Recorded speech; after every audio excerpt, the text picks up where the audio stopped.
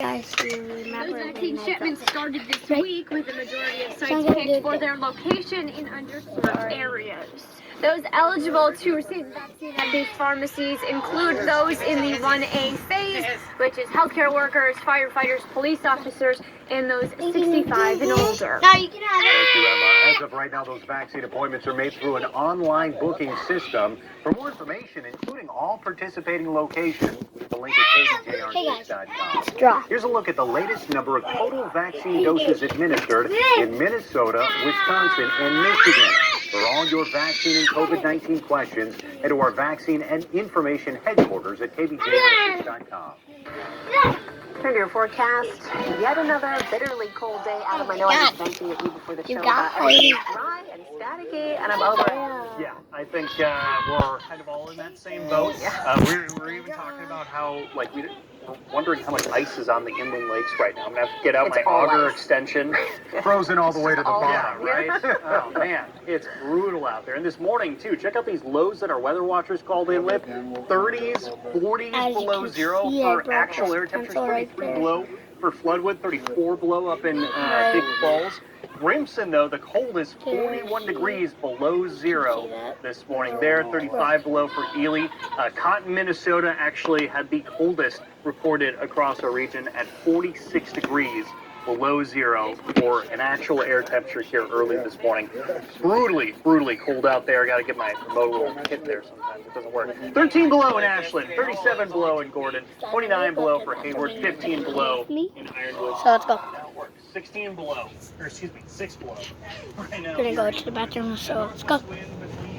I know it's dark in the hallway, but let's go.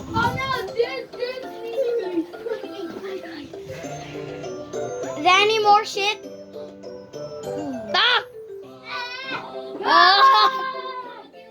Chicken's butt hasn't been white. Why? Documents show the You guys, I reached at Buffalo Medical So Clinic come opened back. fire on receptionist Who did that? moments after Who he did entered that? the building Tuesday. Gregory Who did that? his first court appearance this Right there. morning. He faces Right there. numerous charges, My including sister murder did. and full I don't mind. attempted murder. The judge set his bail at $5 hard. million. It's hard. In a new document made public today, authorities say Ulrich shot 2 people at the Alina Health Clinic's reception area. He then went further inside and kept firing. One person was shot while trying to run away. Another was shot 6 times. Police say Ulrich also set off 2 explosives. Authorities say somehow he was able to get inside even though he'd threatened violence there in the past. Republicans in Minnesota are introducing a bill that would handcuff the governor's emergency powers. A group of about a half dozen House GOP members introduced the bill today. They're all former teachers. It would take away Governor Walz's power to unilaterally close schools. It would also ensure reopening decisions are handled at the local level by school board members, district officials, and others. Families are being devastated by distance learning. It's taking a toll on academic achievement, mental health, and more. This is not disputed. I've heard that from the governor's office, I've heard it from MDE, and I've heard it from the big education special interest group. A similar proposal passed its first committee hearing earlier this month in the state Senate. Wisconsin Republicans want to give more federal aid to school districts, but only those offering in-person learning. State education officials had planned to distribute $65 million in federal coronavirus relief dollars across 172 school districts. Instead, the GOP Finance Committee decided to distribute that money according to how many in-person instruction hours districts offer. Districts offering more hours would get more aid. Committee Democrats cried foul, saying the move punishes schools that remain virtual.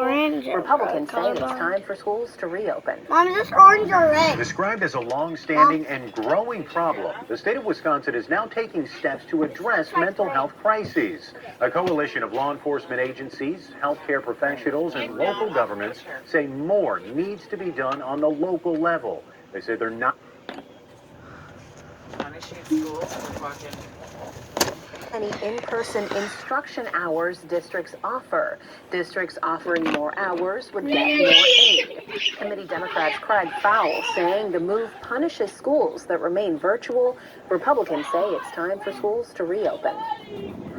Described as a long-standing and growing problem, the state of Wisconsin is now taking steps to address mental health crises. A coalition of law enforcement agencies, healthcare professionals, and local governments say more needs to be done on the local level. They say they're not equipped to help people who need emergency mental health detention. County facilities are often at capacity. That means officers often have to drive for hours taking patients to the state facility in Oshkosh. To address the issue, state leaders are considering proposals they can act on right now and some that need legislative approval. We've introduced you to Duluth's Sharon McMahon a few times on air, but since then, she's taken what she calls her fact revolution to new heights. The former teacher appeared on CNN this morning discussing her efforts to dispel misinformation on the internet. On her Instagram account, McMahon has more than 477,000 governors, as she fondly calls them. Lately, she's used that platform to not only teach about the inner workings of our government, but also share tips on how to find facts. In her interview with CNN, McMahon said, with conspiracies circulating quickly, work like this is more important now than ever before.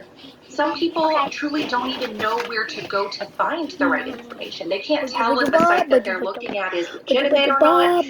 And then that also ties into the viral nature of social media. It's so easy for something that sounds good to just spread like wildfire. McMahon started offering online Government for Grown-Ups classes. You can find her Instagram under the username Sharon Says So.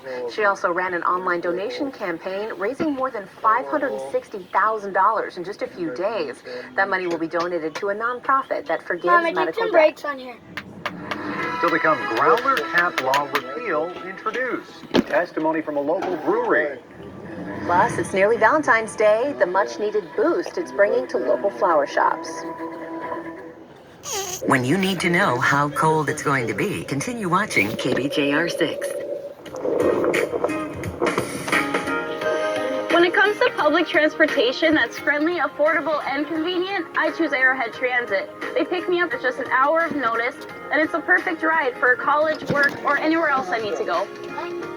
Arrowhead Transit is located throughout northern Minnesota, including the Twin Forks, Iron Range, North Shore, Borderland, and more. To schedule a ride, call 1-800-862-0175. For more info, visit arrowheadtransit.com.